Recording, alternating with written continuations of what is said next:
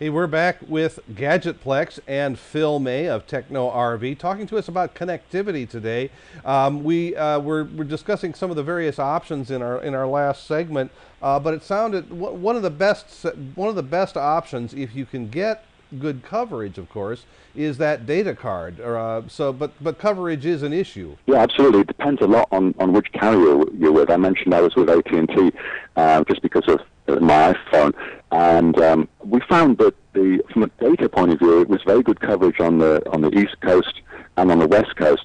But as we were traveling across the Midwest and the Central states, we found it to be really hard getting a good signal on the AT&T data cards. And so that was the first thing. And then it was kind of expensive. So just as an aside, we moved over to the Verizon Wi-Fi, and not only are we finding better coverage, but I think it's less than half. We're now paying about $30 a month, which I think is a great plan. Whether they do that plan or not, I'm not sure, but that's for 3 gigs.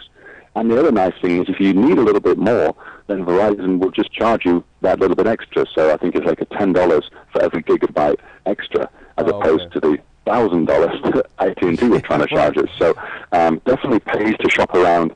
Right. And then the other nice thing that we didn't touch on, I mentioned about my frustration with paying for something that I'm not using. Right. With Verizon, I sound like I'm plugging Verizon here, but I was really excited by it.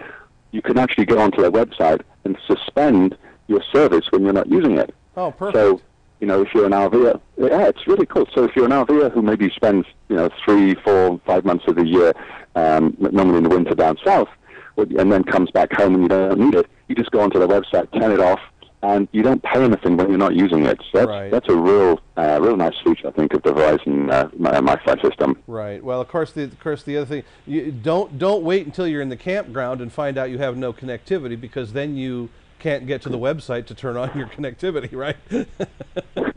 Exactly. Yeah, don't worry. Sort of a catch-22. Think about, maybe plan ahead just a little bit. I heard the news this morning is that AT&T is acquiring T-Mobile. I don't know if that will change their coverage picture. Almost certainly not their pricing picture. Yeah, you can believe that. Yeah, so we'll see how that shakes out, and maybe it'll affect the economics of it with AT&T, but it sounds like that the air cards are a pretty strong possibility. Now, what about cell phone boosters? Can you boost the signal if you're in you want to use the air card? There's no Wi-Fi, but can you punch that signal up a little bit if it's weak or spotty? Yeah.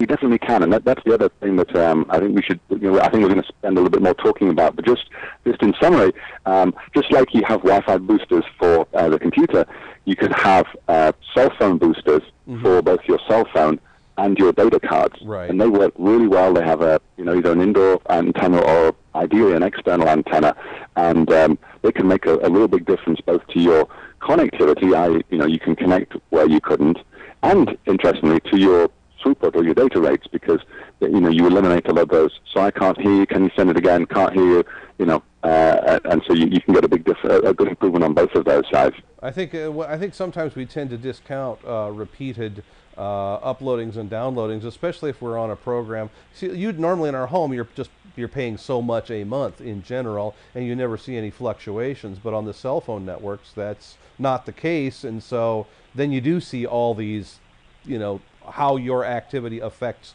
the cost, and so sometimes that can be a bit of a shock. Yeah, you can affect that. And also the other interesting thing that we haven't touched on is it depends on what everybody else is doing. It sounds kind of strange, but for instance, we just came out of the FMCA show in Perry, Georgia. There were 2,600 coaches there. So a lot of people with iPhones and smartphones and data cards, and it was almost crawling to non-existent, the speed that we were getting with our data cards. So again, I come back to why it's useful to have more than one means of connecting, because luckily I got the satellite and I was able to hop onto the satellite. Right. But a lot of people were really disappointed and upset about the signal performance they were getting, because there's so many people all connecting to the same tower, then all trying to use the same carrier network. Okay. In terms of the hardware, boosters and satellites and things like that, Do you have a lot of this hardware and technology available at technorv.com? Yeah, we do. As I mentioned earlier, we've got the range of the Wi-Fi boosters.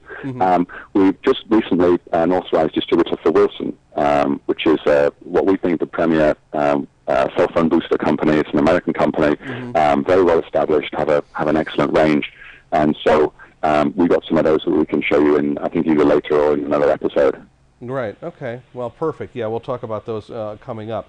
We do have a question that we want to address, and that with all of these different alternatives that are available to RVers,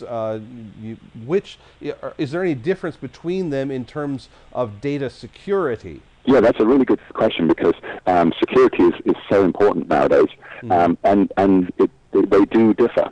You know, on the one end of the scale, an open Wi-Fi network, and that's a network where anybody can connect and without a password, is the least secure, because as soon as you connect it to that network, people can potentially see your machine, access that machine, unless you're protected with the right firewalls and virus software. So that's, let's say, the least secure. Once you start using something like a data card, then you're much more secure, because like the Verizon MyPhone and so on has a ridiculously long password. It's like 20 characters to get onto it, so nobody's going to guess that. Right. Plus the fact that these big companies like Verizon, AT&T, they have millions and millions of dollars invested in protecting their networks. Their networks is the crown jewels for them. So they have lots of what are called hardware firewalls and so on to protect them and their network, and ultimately you as you connect to them. Sure. Yeah. Well, nobody wants that problem, especially the networks. If their reputations are hampered by breaches, then that really hurts them a great deal, I'm sure. Yeah, you got it. So right. it's in their own best interest to have pretty tight security. So okay, well, I think we have covered a good deal here on the issues involving being connected, staying connected on the road, and also being safe while you're connected on the road. So we are going to take a break here, and when we come back, we are going to have another great unboxing. So stay with us on Gadgetplex. Got a question or comment for Gadgetplex's Phil May? Send him an email at gadgetplex@rvnn.tv or leave a voicemail for Phil at 877-578-RVNN, extension 703.